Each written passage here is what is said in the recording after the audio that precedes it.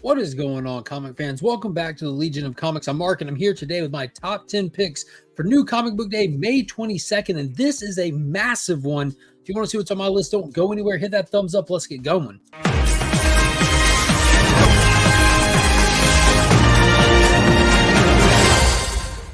Shout out to the sponsors, Big Time Collectibles. Be sure to check them out at their website, and Justin's Comics. If you need anything cleaned or pressed, his link is in the description, as well as the link for ABX Comics and Games, my local comic shop. I'll be picking up all the books that you'll see on this list and on any of the lists that I do pretty much. Definitely check out the links in the description below. There's always some fantastic stuff going on from those folks. So let's get into it. This is a massive week for new comics, at least for me. My list is extensive. This is only my top 10. I had to actually write them all out, knock a lot off the list. So I'm just going with the 10 that I'm most excited about. And my picks are always based off of reading these books and the stories that's happening and what's got me the most excited. And there's some big ones on this list. If you follow monthly comics, a lot of stuff is wrapping up and some stuff is about to take off. So we're going to kick this list off in no particular order, starting with World's Finest, issue number 27. Mark Waid and Dan Moore have done a stunning job on this series, and we're pretty much in a fifth dimensional imp war, an all-out war with Mxyzptlk, Batmite. Their entire fifth dimension universe is under siege by the dark side of the fifth dimension. And our heroes, Superman and Batman, are having to take to the fifth dimension to try to save what remains of them. This has actually been somehow very meaningful and very good. You would think with Mxyzptlk and Batmite, it would be ridiculous. And it is, but not overly ridiculous. It hits all the right notes. It's really just, it shouldn't be a surprise, but it's always surprising just how good Mark Waid still is. It's just absolutely amazing. It's such a treat to have him currently at DC. Next up, we have House of Brainiac Part 4 taking place inside the pages of Superman, issue number 14. And this is, I think Joshua Williamson is writing this. So we've had Superman and the main man, Lobo, teaming up to go figure out what's going on with Brainiac in space, who has an army of Zarnians, which is the alien race that Lobo's a part of. We figured out how he has an army, how Lobo's not the last one. We know that he's creating a female version of himself, a Queen Brainiac, and we see that he has like these almost human emotions still hiding inside of him that are seeping to the surface. And in this issue, it's supposed to be Superman and Lobo. They come to blows. You know, it's a tough partnership with Lobo. Anytime you have to partner up with him, and they get into a big fisticuffs match, which, I mean, that's anyone's going to want to pick this up just for that. Watching Superman and Lobo throw hands is always a treat. And in this issue, Queen Brainiac is supposed to come online. Not just that, but there's got to be so much more that's going to be leaning into the Absolute Power summer event. All of this is leading to that. Queen Brainiac, the whole thing with Amanda Waller needing the technology that's on Brainiac's ship. I'm half expecting Failsafe to show up on that ship at any moment, unbeknownst to anybody, and just wreak havoc. So I can't wait to see what happens. You can also check the description. You'll see Sector 2815's channel down there. We do a DC Comics deep dive over on his channel every Monday where we break down all of the House of Brainiac stuff and any other main event stuff happening in DC Comics. Next up, Tom King's absolutely epic Wonder Woman series continues with issue number 9. Now, this is what happens when something is of this caliber, of this magnitude, of this quality. It splits the fandom. You either love it or you hate it, and you find reasons to hate it, and your reasons don't make sense. They can be your reasons, but I'm telling you right now that it's not valid. I don't care. I know opinions are opinions, but this series is phenomenal. I've said it before. Wonder Woman is not nearly my favorite character, but this is easily the best book on shelves. Like, for pure quality, just the way it's structured, the way it's written, the way that Tom King and Daniel Sampere are just combined as the creative team to just deliver on so many beats, on so many different levels. We see in this one that the Sovereign, the shadow government, the person running it, has really got his hooks into Wonder Woman. We're going to see if he can break her. We know that he can't, but we're going to have to watch her go through the trials and tribulations, and she's going to be falling back on Trevor in this one, or Steve Trevor, and we'll see how that dynamic plays out, especially with everything going on with Wonder Woman having to kind of stand against the military and the government as it's being kind of moved and ushered around by this shadow government led by the Sovereign. Also, I do want to keep an eye out because I know that Amanda Waller's kind of getting placed as the public head of the Sovereign, which that kind of just brings her into the Trinity of Evil as a Wonder Woman esque villain for this. So for Absolute Power, we're supposed to have like Queen Brainiac representing like the Superman villain, Failsafe representing the Batman villain. So for Wonder Woman, I guess they just wanted to attach Amanda Waller to the Sovereign for that. But she's kind of in control of everything else and slowly taking control of everything else. So it does make some good sense in that aspect. Next up, the Energon universe is here. It's rocking, it's rolling. It's amazing. Void Rivals, the book that started it all, is back with issue number 9. And right there on the cover, I think this might be the first time that an A cover has gotten a Transformer. Springer is here, the first Transformer that is a Triformer. He has the 3 different stages that he transforms into. So we'll see our lead characters on the brink of death trying to make it on the run, being chased by Proximus.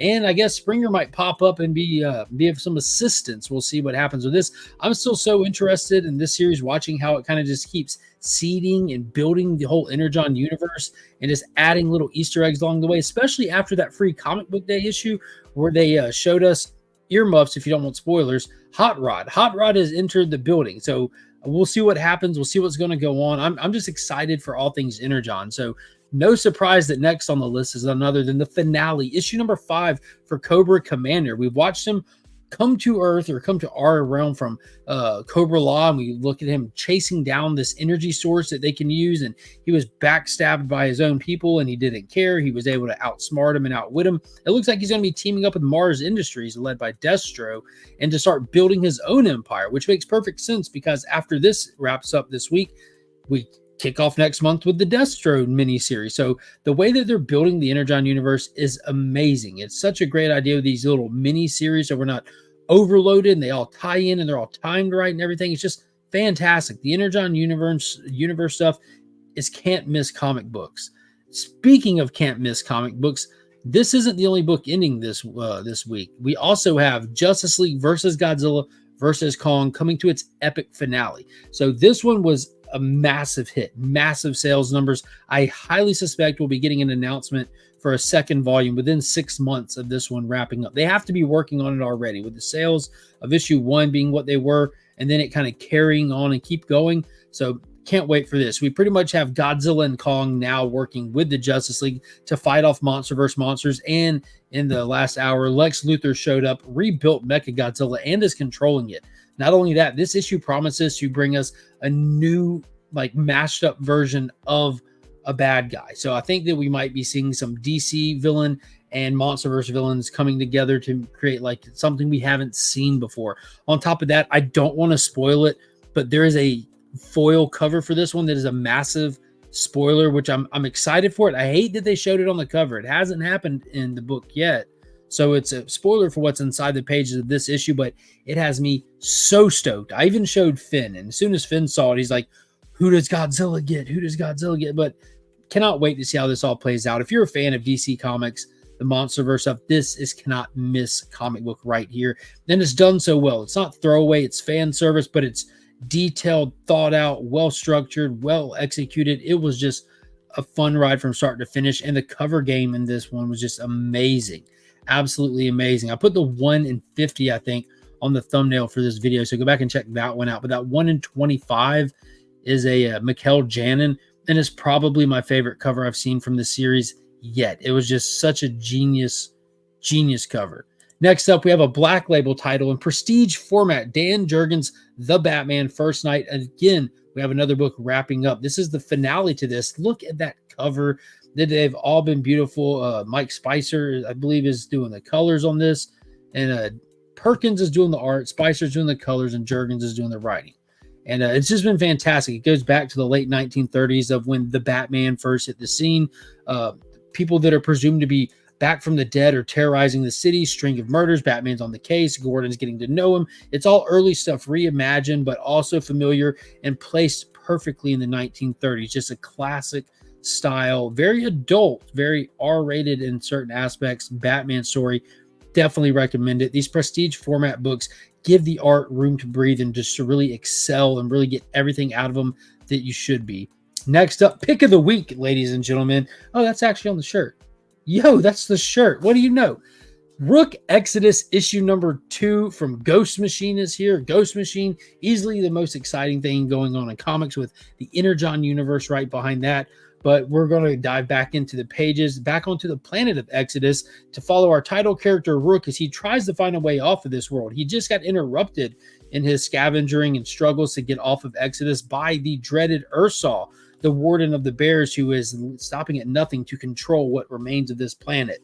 We're supposed to be finally getting Direwolf in this book. We saw her in the Ghost Machine one-shot like preview book and the sampler, and she's supposed to be coming back into the pages, and we're going to figure out more on the dynamic between Rook and Direwolf. We do have a little bit of hints to know that they were friends or worked together early on in the whole trying to populate Exodus, but now their paths are vastly different. Their goals are different. We'll see if they can play well together or if they'll be at odds. I cannot wait for this. All this Ghost Machine stuff has been fantastic. Red Coat last week was amazing. Geiger before that was amazing. I'm just ready for more. It's great that we're getting almost one a week now.